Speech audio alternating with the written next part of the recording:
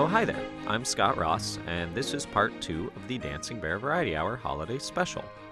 For our extremely wide Bulgarian audience, I'll just take a moment to explain that oftentimes in the United States of America, when things get too long, we often split them into 2-part episodes, wherein there is one episode that plays that is not the entire arc of the story, and yet we stop it early and then finish the story in the next episode. That way, we never have to take more than 30 minutes off from porn. Of course, this is a podcast, so I'm assuming everyone is also on porn while they're listening at all times. Anyway, if you haven't listened to part 1 yet, you should go back and do that. This one was written by Justin Wilson, Phil Garland, and me. Enjoy!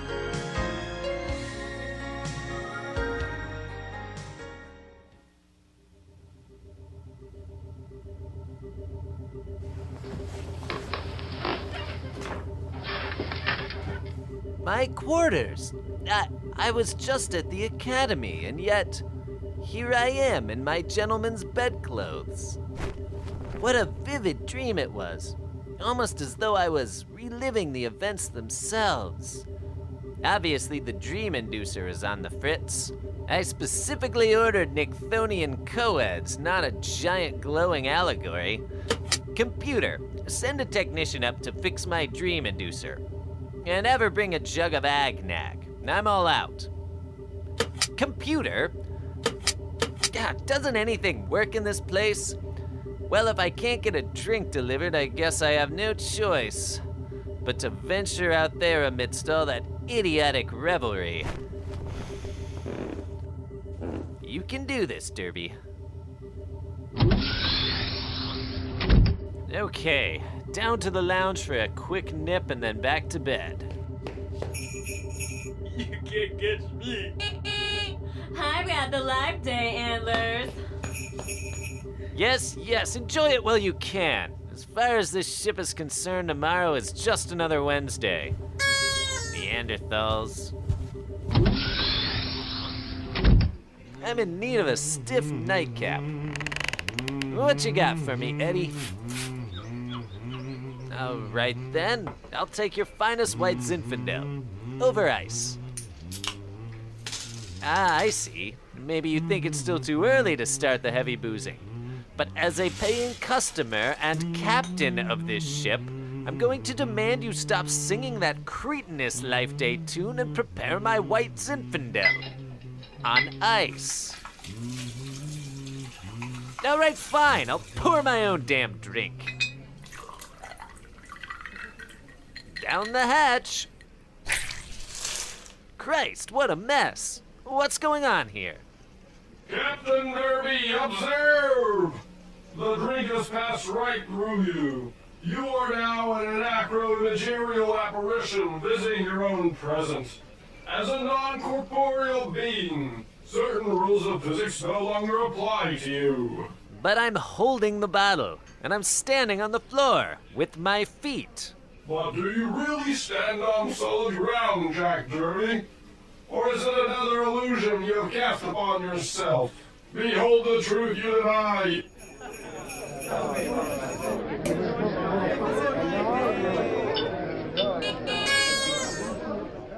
Joy, goodwill, togetherness. Yes, I get it. I've ignored Life Day and focused on myself. Now it's the holidays and I'm all alone, blah, blah, blah.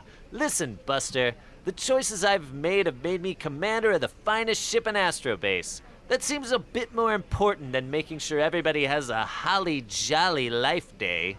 Perhaps to you, Life Day is but a frivolity, Jack Derby. But there is reason enough your race considers it most hallowed. Observe what Life Day means to those around you. Oh good, and now we're floating through the floor. Have I mentioned I hate this?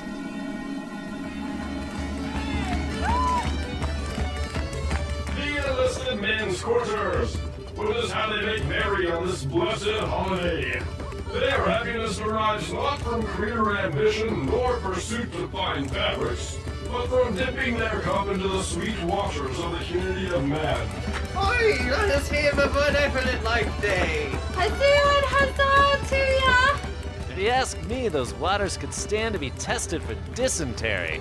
It doesn't look like their celebrations need any help from me. There is jollity here profusely indeed. And yet here on the fringes, these men do not dance. I wonder why. They had too much to drink. Again, don't see the problem. Wouldn't I could dance? If only I hadn't lost my leg. Consider yourself lucky. I lost both my arms. Neither of you have any grounds for complaint. I had to have my entire body amputated. What happened to these men? They were all wounded during the unauthorized raid you launched against the middle-aged nursery pundit last week.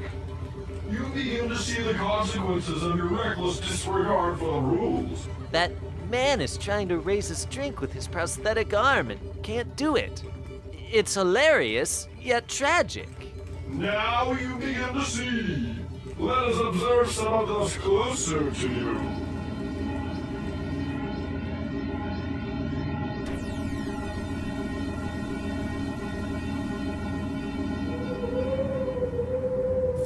Come on over and join me by the Sinto fire, Faye.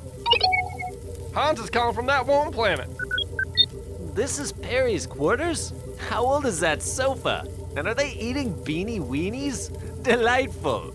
Observe!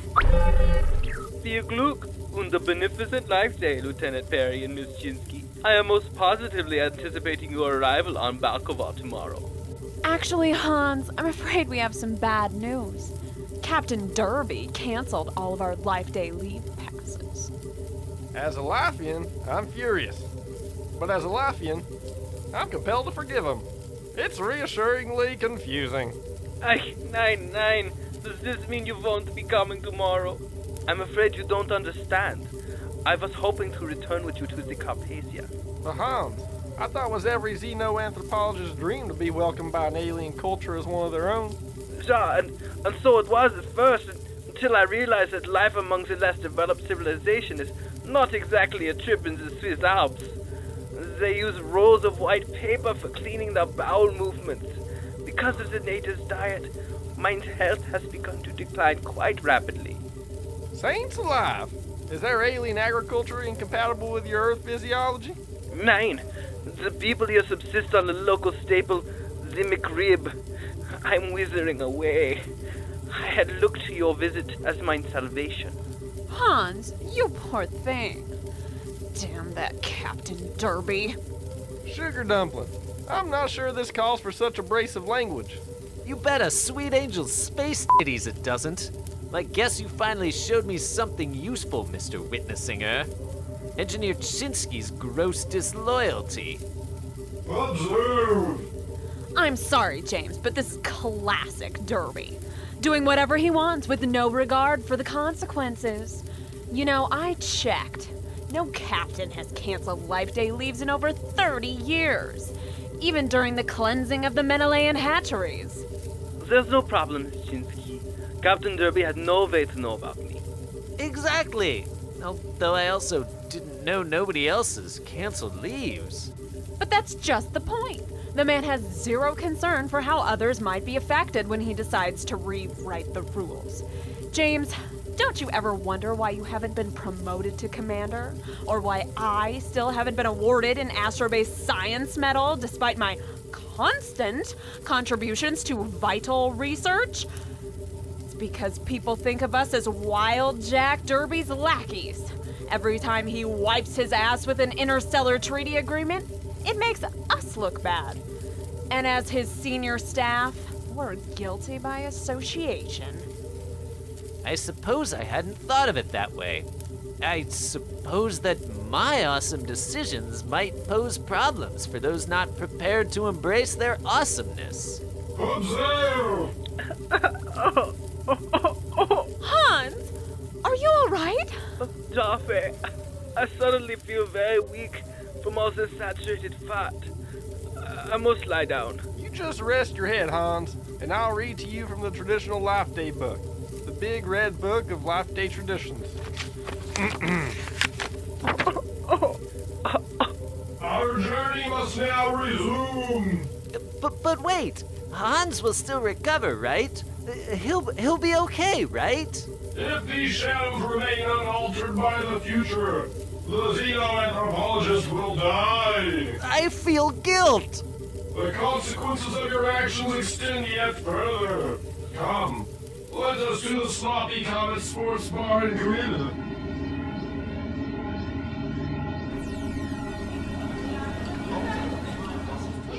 The junior officer's mess. Well, Mr. Witnessinger, you may have me feeling some regret for what I've put my senior staff through, but I can't fathom what you expect to show me here. I'm like a father to these men. Observe, and you shall learn. Fellow officers, I thank you for including me in your Life Day festivities. From studying your complex human holiday, I've learned that it is tradition to offer a toast to the most esteemed member of the community. May I humbly propose a toast to our stalwart leader, Captain Jack Derby. A toast to me? Ah, that Korgath is one hell of a Clemesian. I'll go first. I'd like to toast the hours of clerical experience I've gained writing every one of Derby's reports, because he just doesn't have time in a schedule so jam-packed with chasing adventures and far-off worlds. What? Indeed, many college students go through great duress for such privilege. Internships, I believe they're called. I'd like to raise a toast to the invaluable legal expertise I've accumulated while dealing with the paperwork generated by Derby's constant breaches of protocol. For example, last month I had to explain why a 3-planet tour of whiskey distilleries constitutes cultural and scientific exchange. Yes, I suppose such extrapolation might in some way prove valuable. I think you're missing the point, Korgath. Yes, the point is that tour was for everyone to have a good time. We got free t-shirts. They aren't actually grateful to the captain, Korgath. They're pointing out that he's kind of a pain in everyone's ass. Oh, poor Ollie. It's bad enough his tender ears have to hear such abuse of his mentor. Now his poor mouth has to repeat it. And sweet, simple Korgath, alone in his devotion to me. I've heard enough. What's the point in making me sit through this? Does this observance trouble you, Jack Derby? The toast is not yet finished. But let's not forget his endless devotion to productivity, like his Friday night leadership mentality seminars, because there's nothing I'd rather do on Friday nights than watch old home videos of Derby lifting free weights and lip-syncing to Van Halen. And now we get to spend Life Day cleaning. So let's have one final toast, because where could we be without such a self-absorbed, Inconsiderate. Utterly oblivious. leader like Jack Derby? Okay, message received. I'm a menace. I'm self-centered, and my very existence makes everyone's life worse.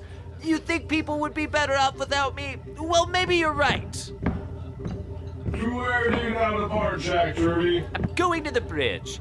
I won't suffer my crew the indignity of serving under such an awful, ineffectual leader. Reassignments for them all. I'll pilot this damn ship alone if I have to. Hi again. You are listening to part 2 of the USS Carpathia Holiday Special. Seems like Derby is sure in for it now, huh? Still, I can't help but root for the guy. By the way, you can get in on the Life Day spirit by dropping us a line at dbvhradio@gmail.com. We are very lonely people and desperate for human contact. Now, the thrilling conclusion of A Christmas Peril, or The Greatest Life Day Ever Told. You're so unhappy with my ship, huh? Well, it's never too late for a Life Day miracle. Computer, bring up the ship's roster. Right away, Captain Derby. Process order. Command code Sigma. Chinsky, Faye, reassign. Perry, James, reassign. Korgath, Peter. Reassign, Captain.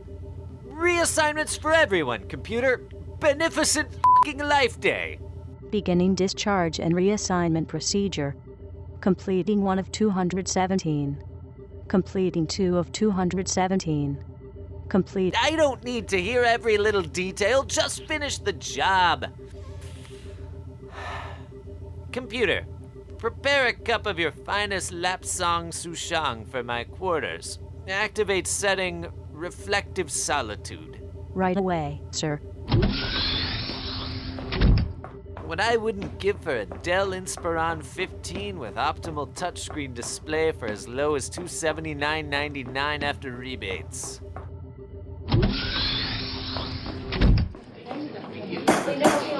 Order!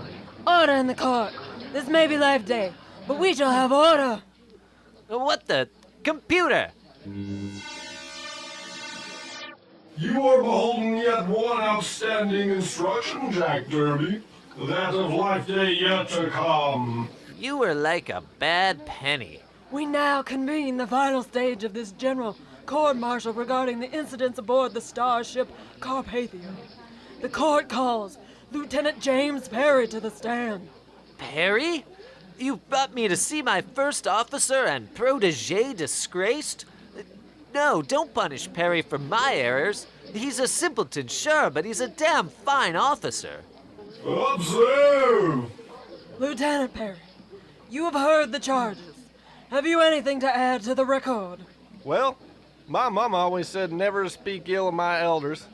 But seeing how he's become such a low-down, dirty old scumbag, pardon my French, I suppose I have a responsibility to give my take on the matter. What on Pluto is he talking about? Yeah, it'd been a long, hard year patrolling the Middle border. Captain Derby wearied the crew a good mite, constantly sending us to board merchant ships and denying leaves on the grounds he had a hunch about some conspiracy. When it came time for the peace conference off Nykthos 7, tensions on board were mighty high. I'd just begun docking procedures with the Middle-Lane ambassador ship when Captain Derby busted into the bridge, stinking a hooch, or so I'm told, screaming threats and a hooting and a hollering about how it's better to ask forgiveness than permission. That's when the Middle-Lanes panicked and opened fire. The rest you know.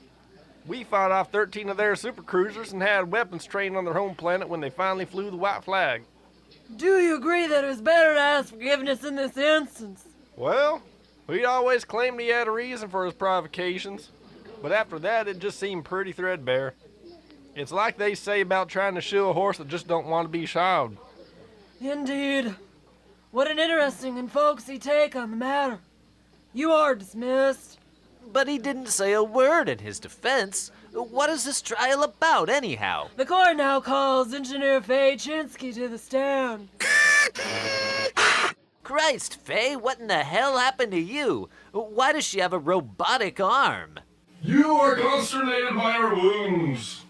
Observe her statement. Captain Derby was my commanding officer during my service on the USS Carpathia, Your Honor, and everything I expected an Astrobase captain to be.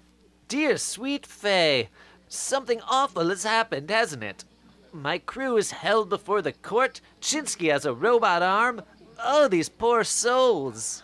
My only addition to Lieutenant Perry's account would be the weight the captain placed on his belief in a secret Menelaean plot to destroy the Carpathia during the peace talks. Revenge for the numerous victories Captain Derby had led us to in past years. Do you feel there's any credence to this claim to justify his actions? In the past, I might have said yes, in light of his service record. But over the course of my service on the Carpathia, I learned to see Captain Derby for what he really was. A heartless, self-serving egotist. Now Heartless is taking it a little far. It's impossible now to discern when he's acting for the good of the Confederation and when he simply has a fabric sale he wants to get to. Damn your dualism. Why must it be one or the other? He may be the most decorated captain in the history of Astrobase, but the charter is pretty clear about attempted genocide. And in that case, the facts speak for themselves. And what of your own working relationship with Captain Derby? Ever since his harmless prank of pushing me into the wheat thresher, hence the arm. We have a wheat thresher? I have lost all confidence in Jack Derby's abilities as an Astrobase captain. He must pay for his transgressions. They've turned on me. They're selling me up the river. Thank you, Engineer Chinsky. You are free to go. Yeah, I never should have let her aboard my ship. Are you so quick to forget? It was your string pulling that helped Engineer Chinsky to transfer to the Carpathia in the first place. And it was her cool-headed action which prevented major crew catastrophes on Menelaus. Right. Ishtar. Right. Titan AE Part 2. I get it. The court now calls Commander Korgath. All right, Korgath. It's the fourth quarter and the bases are loaded. Help your old buddy out. Commander Korgath, can you tell us about your relationship with Captain Derby? Captain Derby is a great warrior who has led his crew to great triumphs with his decisive leadership. And what have you to say of his actions on the day in question? As a soldier, he knows no equal. And though he is my closest companion, his overzealous individualism and blatant disregard for the needs of his crew have become a threat to the clan. It saddens me to say that he is unfit to lead. Observe, Jack Derby. Even your dearest friend has lost faith in you. Thank you, Commander. The court now invites any witnesses willing to speak in the defendant's behalf. Anyone? That can't be it. I've given my life to these people, to the service. Are you all going to betray me now, damn it? In lieu of any witnesses for the defense, the court has reached its decision. Based on the evidence before me, I've no other choice but to recommend for Captain Derby a complete and unequivocal, dishonorable discharge from Master Base. His name to be expunged from the fleet archives and his service record voided. Furthermore, owing to the grave nature of these crimes, I hereby sentence Mr. Robert Jonathan Derby to death by jettison. No, you can't be doing this. Order! Order in the space car! Hails! Take him away! Grab him, Sully! Give me you. Ugh, wait, I thought they couldn't touch me. I thought this was all a dream. The observance is finished, Jack Derby. You must now face reality. Korgath, Faye, you gotta get me out of here. Perry, steal me away like some backwoods folk hero of yours. Ugh, get your hands off me, you reservist bastards. You, Ghost, get them off me. Why are they doing this? You're headed for the jettison chamber, fella. Do me proud one last time, Korgath, and tear these baboons limb from limb. No, don't go. Why is he turning around? Don't leave me. Come on, Derby. Fight back, you bastard. You gotta be tough. You gotta be a man. You're right. You're right. I've made a mistake. Korgath, I'm sorry. Faye, I'm sorry. Perry, you're just incompetent, but it's not your fault. I'm sorry. Jettison process initiated. You've got to give me another chance. I can be better. I can be a much better Captain Jack Derby. Airlock opening. Stand clear.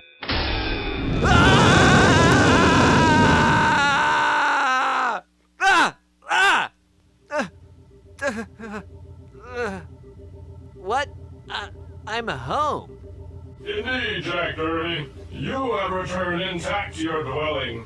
Yet do not think that your observance has been but a mirage. This eve you have glimpsed into the mirror of truth to see that which is, was, and will be if you do not change your ways. So it's all over? The instruction appointed to you has reached its fruition, but the onus now falls to you. You have witnessed the importance of rules and responsibilities, the consequences your actions have on others, and the meaning that life day holds for your community of beings. What now have you to say? I'm not one to muster up heartfelt scenes of frank confession, but these visions have moved me. I see now that I need to consider others when I make decisions. Sure, I know I'm right, but how can any one man be right without the support of those he trusts and loves? You've given me a lot to think about witnessing her. But the most important thing I've learned is that you're standing in front of the airlock. Ha ha! Bedroom airlock. I knew it made sense. Oh! We'll get you for this, Daddy! I sit on it, Supreme Galactic Incontinence. You are a hackneyed premise to begin with. Dear me, I think it's morning. Boy! I'm a 13-year-old girl. What day is this? Why, it's Life Day, sir. Glorious! Here's a half a crown. Run down to the poulterers and get me... Wait a minute, I don't even know you. Give me that back.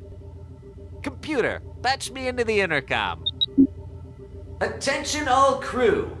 All senior staff are required to report to the bridge ASAP.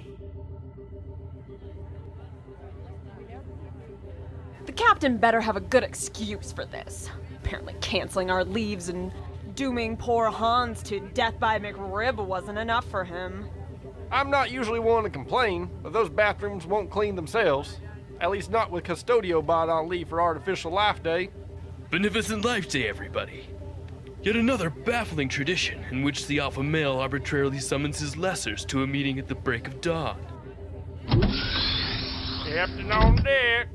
Yes, Captain on deck. I'm sure you all had a knuckle-bleeding good time celebrating last night, but hopefully you saved some energy because we've got a full day ahead of us. Oh boy. Ollie, wheel it in. And the first thing on our agenda is to share in this traditional Life Day breakfast. Captain? Yes, 12 long feet of capital P party sub, with the freshest turkey symbolizing the flesh consumed by the first Life Day bears, provolone as white as the spirit orb, and tomato and lettuce for fiber, piled high on a hearty French loaf. Ha! You are a cunning strategist, Captain. Tell me, why is this hearty spread the traditional Life Day meal? Why, don't you know, Korgath? That's the most important part of the Life Day story. After wandering 40 days and nights in the desert searching for a delicious low-fat way to eat on the go, the Life Day bear finally came across the subway on the Mount, where with the help of his local sandwich artists, he produced enough subs with under 8 grams of fat to feed all 7 of his disciples. Ever since then, people have gathered on Life Day to share a party sub with those closest to them and continue the tradition of holiday togetherness. Life Day. Eat fresh. This gesture of providing a Subway party sub is commendable, Captain, but we have a lot of cleaning ahead of us. Cleaning on Life Day? I know someone who might have a few different ideas. Main screen on. Guten Tag and beneficent Life Day, Carpathia. I'm so excited to see all of you in a few hours. Captain, we're gonna get Hans? Life Day is meant to be spent with those closest to you, Faye. I don't figure we can do that if Hans is all the way off on Balkavar. So does this mean we get our leaves restored? Like, we can go? Don't be silly, Ollie, my boy. We're all going to stay right here and have the greatest Life Day ever. Faye, set up the menorah lantern. I'll show you how I used to decorate it back in old Independence. Korgath, start fixing a batch of Agnag. And Perry, I'm sure you've got a banjo or washboard tucked away in your shanty. Let's have some Life Day tunes. Yes, sir. Oh, yeah. Woohoo! Yes, Life Day is for living, and that is something we should all be doing. Yes, we should all be living for life. You sit tight, Hans, my boy. You've got a starship packed to the rafters with holiday tidings coming your way. Life Day entity bless us all. Life Day entity bless us everyone. Computer, turn on my Pandora. Set to playlist awesome.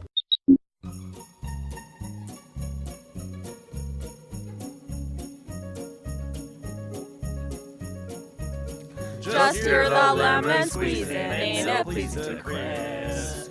Pass me the Life Day sandwich. Next year we're gonna be rich. Where your pressurized parka is warm and humid inside. Take our best friends out for a space convertible ride. Light it up, light it up, light it up, oh oh, more lantern bright, glowing in the starry, starry night.